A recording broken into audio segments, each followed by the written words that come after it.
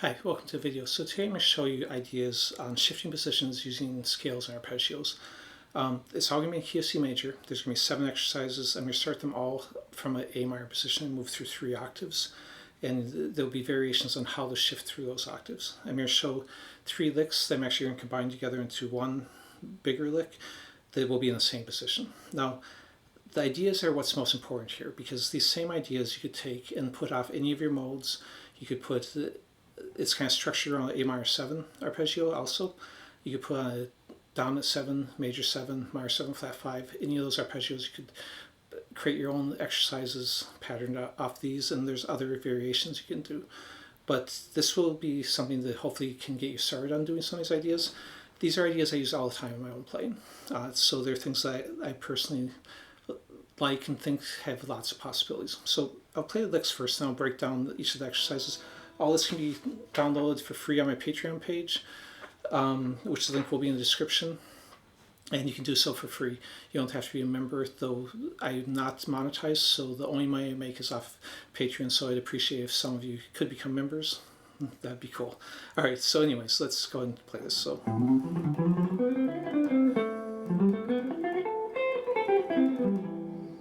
okay, so that's the lick. Let me just jump into, so I'm going to start on the A minor, all in the key of C major. What I'm going to do is basically take a minor 7 2-note per string arpeggio. I'll put links in the description and also up in the corner and to videos that will show a lot of the stuff. So I've got a video that shows the major 7, dominant 7, minor 7, flat 5, and minor 7 of the same arpeggio. And I've also got other videos that relate to the subject that you can see on that. So basically what I'm going to do is shift up through, so it's the same shape, just repeated on the 3 octaves. The 1, flat 3, 5, flat 7, and then repeat.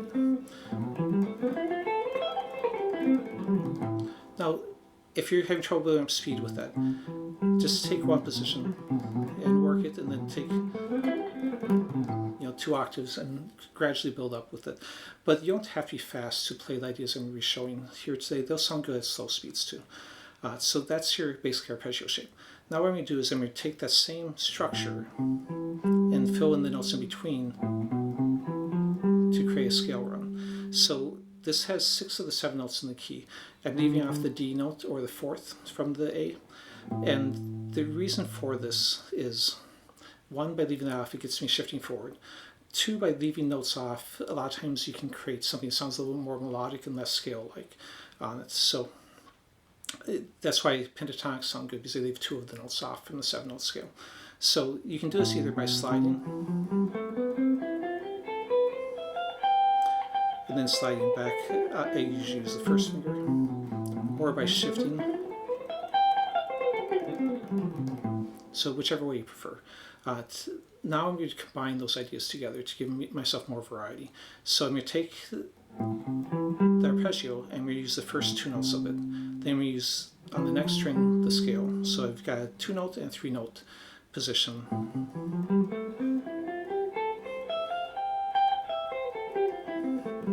Which again, by combining those together, I think it sounds a little less scale-like, a little bit more musical. Now when I'm actually playing it, I wouldn't use it in this 3-octave shape, hardly ever. You could, but to me it starts to sound like an exercise when you do it. That's why I consider this more of an exercise than a lick when I'm doing this. I might take the same idea, and if I'm just improvising, move it through different positions. I'm not going to repeat it on each octave. So anyways, let's go and move on. So I did the arpeggio and then the 3 notes in the scale. So now I'm just going to reverse it and do the 3 notes in the scale first. Now on this, I'd probably slide. Doesn't matter if you slide on your 2nd finger or 3rd finger. And then, sorry, that'd be doing the scale again. Then we use the 2 notes. So it's going to be a 3-note grouping, and then the 2.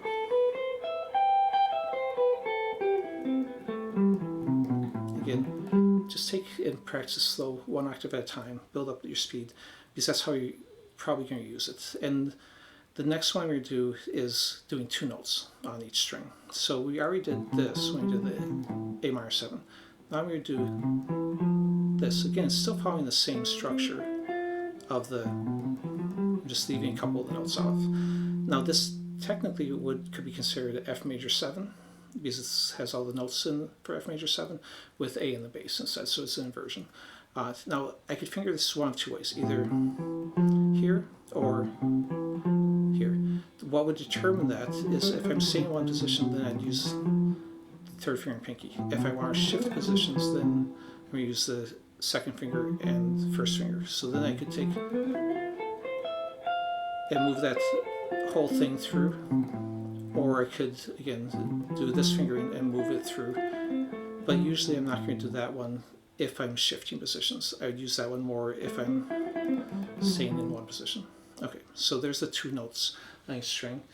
The next one will be the combination of 4 and 3. So basically, I'm going to add the D note back in. So instead of staying on the structure, I'm going to go ahead and put the D here that I left off, but the rest is the same. So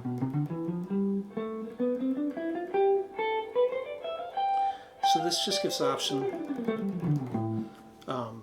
for more possibilities. Like in that first lick that I showed, I had the D back in here before I continued down in the same structure.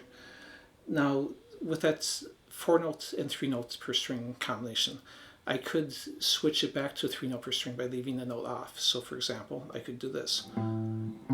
It doesn't matter if you use your second finger or third finger. Usually I'll use the second finger though on this. So now I'm following that same second structure of the 4 notes and 3, but I'm leaving that B note off on. Okay, so that's 7 different possibilities. Now let me go and break down the licks.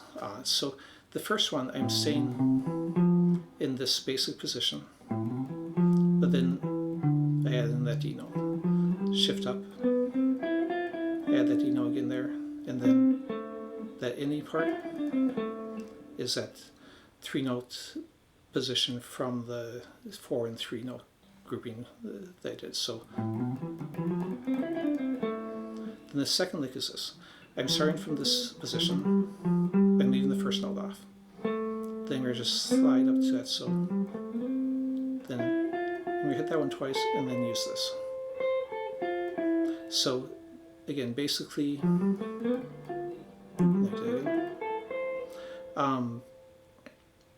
again, I'm doing different combinations of these together, so rather than just doing one all the way through. And then the third one coming up, I put a little direction changes just to make it sound a little bit less like an exercise, and then use the 2 notes, one from the arpeggio, then the 2 notes, one right here, again, able to leave any of the notes off, and then that. So would be the third idea. Let me go and show you this on the tab now. So first one is just the straight arpeggio up here. Then the next one is the scale, moving through that same structure. And then the 2 and 3 note per string one, which uses the arpeggio on the 6th string and then the scale on the 5th. And then the reverse, where I'm using the scale on the 6th and the arpeggio on the 5th string. Then the 2 note per string one, which actually makes the F major 7. Then adding the D note back in for 4 and then 3 notes per string. And the last one of the exercise is where I take one of those out from that previous one and just do 3 notes on each string, and then the 3 licks there at the bottom. Okay, so there's a lot more possibilities to this.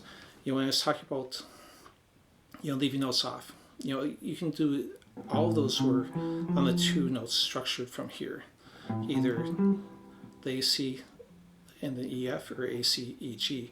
But I could go AB, I could go BC. So there's way more possibilities out there that you can do with this. The idea is just as you get comfortable with this, you just get to where you can comfortably move. It doesn't matter if it's a major third or whatever it is. You just get comfortable moving around the neck, and that's the idea. And using those thirds to jump positions is the main idea, is basically what I'm doing. Or I'm using shifts to get from one position to another. If you like the video, please click like, please subscribe. If you're interested in me going further into the different possibilities, either in other arpeggios like the major 7 or something, or other possibilities I left off on here, I'd be glad to do so. But experiment yourself and come up with your own ideas. And the idea is just find something you like and then go with it. Thanks for watching.